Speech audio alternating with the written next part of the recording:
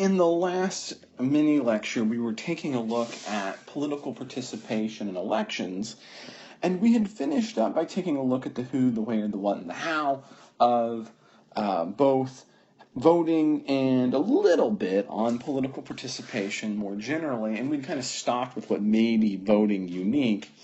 And what we want to do here is briefly, although there's a lot of things going on, cover what the effects of voting are, right? So what affects how people vote? Why do people vote the way they do? And there's actually been a lot of research in this area. It's a very hot topic in political science. And we're going to go through a number of potentials, effects. And the first one is campaigns. Now, it may seem a little obvious to say, well, of course campaigns affect the political vote choices, right? I mean, we spend billions of dollars throughout the election cycle on this. Teams of individuals are hired to manage and plan campaigns. Media pundits spend more time analyzing the every cue and miscue of the campaign, parsing out the possible effects it will have on the upcoming election than on any other activity about an election. So in short, it's probably bizarre if you're watching an American election to assume that every campaign minutia is factoring into the final vote tally. But the scholarly literature has taken a much more tempered approach, a much more tempered view. And this starts in the 40s and 50s with the findings in Voting in the People's Choice, which basically show, and they saw was, look, these works said we can predict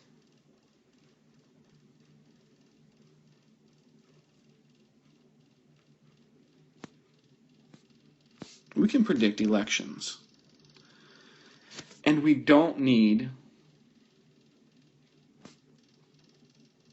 campaigns as a factor. Right, so if I can tell you who's going to win and who's going to lose, the high level of probability, well, what's the point of a campaign? As a matter of fact, Lazarsfeld saw that there were really three structural factors that primarily influenced the election, and that was the national economy and the incumbent president's popularity. And the final was partisan preference. You take a look at those three things, and it was concluded that we can see and we can predict electoral outcomes. Well, if we can predict electoral outcomes by just knowing how the national economy is doing, how the incumbent president how popular they are, and and partisan preference, well, then campaigns can't matter. They can't mean much of anything. And so we call this the minimal effect thesis. It means that campaigns actually have a little less effect than you might imagine on how people vote. Well, as time went on, and we're going to kind of look back to what we learned about in the media section, there were some new researchers who said, wait a second, I think we're missing what campaigns might do. Now, this is still a contentious issue, but a number of researchers looked and said, wait a second. One is they started to see that there was a decline in the stability of partisan preferences. And with this, a lot of scholars said, what does it mean for a campaign to have an effect? Maybe it's not persuading voters, but maybe to call back to our media lectures, maybe it's priming voters or setting the agenda or framing the issues. Maybe we can see that in this way campaigns are important forces. And so these questions for scholars to reevaluate the two most basic questions about this, which is what are a campaign and what's a campaign effect? And so this led researchers to look at a number of potential factors, some of which we've already talked about in the context of media. They said, well, look, persuasion, maybe it does persuade people, maybe it doesn't, but maybe it primes them, frames them, and they learn from it. And what we saw, and the persuasion one was the first, and what we mean by persuasion is simply any systematic change in the mean values of relevant attitudes and perceptions over the course of a campaign. So, in other words, if I'm changing opinions, I should see the mean value of people who, so here is, let's say we were graphing it out, and this is on taxes. And 60% of people say, they think taxes should be a little higher. And then at the end of the campaign period, 30% of people are now saying it. This change is due to persuasion.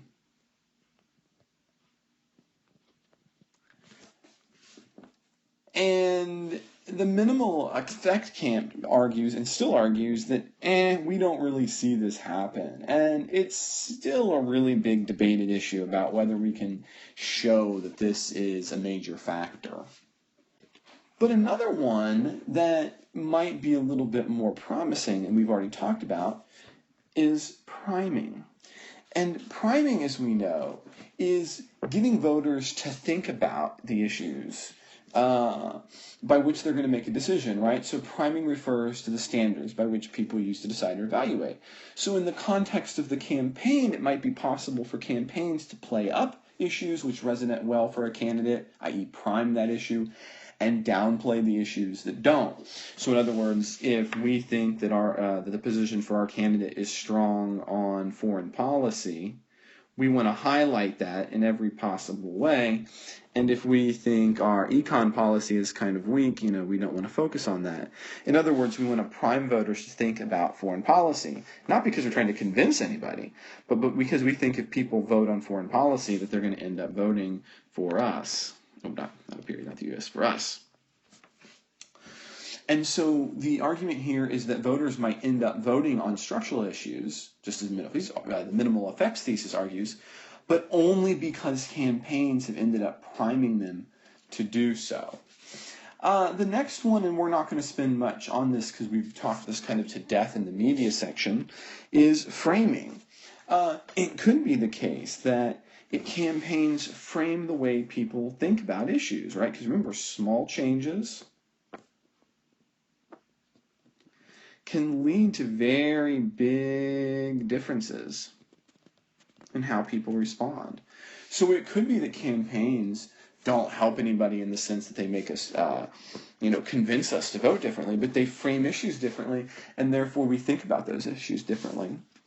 Finally, political scientists have taken a look at learning and knowledge. And in the first study to propose and test the potentiality of campaigns to voter knowledge was Patterson and McGuire in 1976. And in this classic work, what they do is they compare the knowledge between viewers of the evening news to the actual policies of McGovern and Nixon, and that's the candidates who were running in 1972. And what they found was that the people who watched the news were no more informed than the people who didn't. But there was a vast difference between people who watched political ads and those who had not watched political ads. In other words, the ads taught people things. Specifically, they taught people about the candidates. And so one of the possibilities is that campaigns are the way that candidates actually teach people about their position. And that's where they're coming at you over and over again, kind of like a flashcard to get you to remember the things about this candidate. So this kind of exhausts, and this is the first one. We wanted to know, okay, what affects voting? I know that was the beginning we talked about, 9 minutes ago now. And we've gone through extensively the campaigns. Let's take a look at candidates' partisan loyalty and issues. Candidates. Another thing that affects the way people vote is the personal attributes of the candidates. And some are going to be considered more important than others. But voters' choice will be impacted by things like race, ethnicity, religion, sex, geography, and social background. Because voters presume that candidates with similar backgrounds to their own are likely to share their views and perspectives. And it's this tendency which has often led to parties and tickets trying to do things like balance the ticket, which means pairing a president with a VP of varying experiences so that voters of a variety of backgrounds will be comfortable with voting on the ticket. We don't have to look any further than the race between John McCain and Barack Obama. Barack Obama balances himself with the most standard pallbearers of Caucasians in the world, Joe Biden, to reach out to certain kinds of individuals that he might not have reached out to. And likewise, McCain, in order to kind of be revolutionary himself, ends up picking a woman, Sarah Palin, to balance, if you will, his ticket. So voters pay attention to these perceptions of candidates' personality, such as their decisiveness, honesty, and vigor. And if you doubt that this is a big issue, I ask both men and women. Men, from the point of view of how likely do you think this is going to happen, and women from the point of view, would you do it? So you are shorter than a woman in question, and you want to ask them out. How likely is it that they're going to say yes? Right? Personal attributes can have a big impact on the way that we take a look at candidates. The third now is partisan loyalty, and we've already talked about this. Party ID, party identification, is the strongest predictor of how you're going to vote. If you even just lean in one direction or the other, you're going to be far more likely to vote for that party. So if I say, oh, I sometimes like Democrats, I'm far, far more likely to vote for Democrat. Or if I say, hey, I'm really kind of a Republican man, I'm far, far more likely to vote for Republicans. Finally, the way that most people think they vote, but it isn't the one that we really do that often, is issues. We vote because we think governments or individuals ought or ought not do certain things. And there's two different ways that people could issue vote. One is what we call retrospective voting, and the second is prospective voting. Prospective voting is when voters attempt to calculate how a party or a candidate will act in the future.